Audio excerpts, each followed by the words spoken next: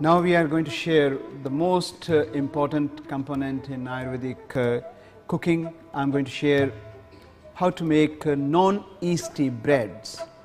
Now when we talk about breads, you will find in Ayurveda we always talk about making or using bread too much is not compatible, and the reason of that is not the yeast and not the wheat, but the yeast, which is when wheat get combined with yeast, that becomes the most troublesome aspect for us, which will have a negative impact on your digestion, and it affects all the secretions which are happening when someone has eaten any food alongside with the bread, and that will affect the pitta quality, which is responsible for digestion.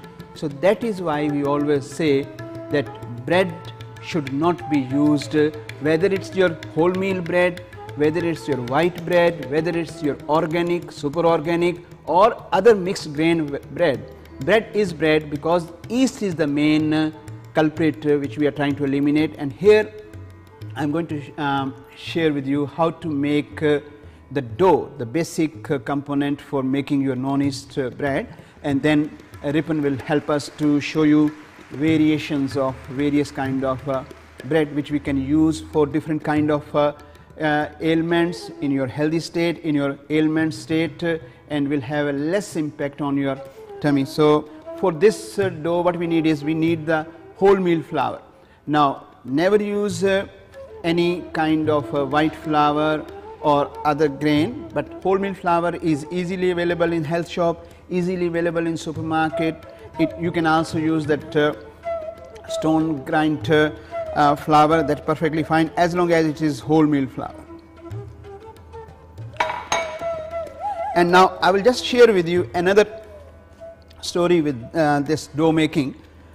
This dough which I am going to make, and you might be wondering if Ripon is going to show us how to make the chapatis and non-yeasty bread, why she is not going to make the bread.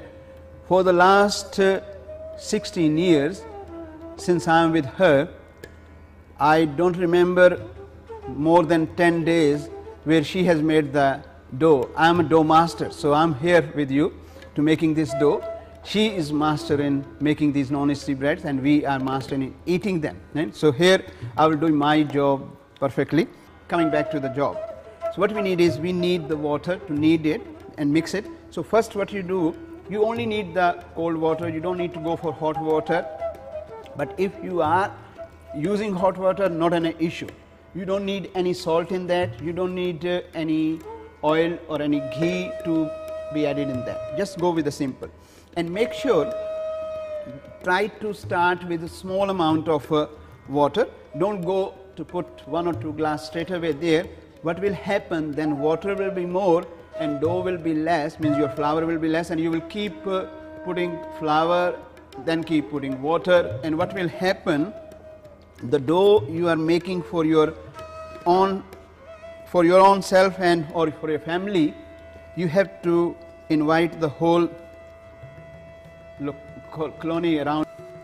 And these non-yeast breads you can eat at any time. You can eat with your soup, you can eat when you make your vegetables or you make your lentils or any other dish. Even if you have made any non-veg dish, you can eat with that, or you can even give to your little ones as a lunch by making some stuffing in them. So you will find that the non-yeast bread options, variations which Ripon is going to show us, will become as a complete meal. When I say complete meal, you will find that the stuffing which she is going to have in those will give you protein, also give you vegetables, give you green. So now you can see it is softer, right?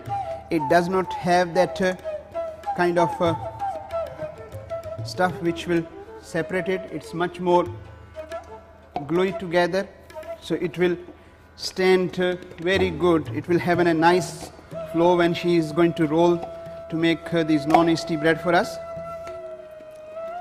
Water, and then just put a little bit wet hand, or you can put in a piece of wet cloth on the top and leave it if you are going to make your non-yeast breads a little bit later. You can make this dough night before.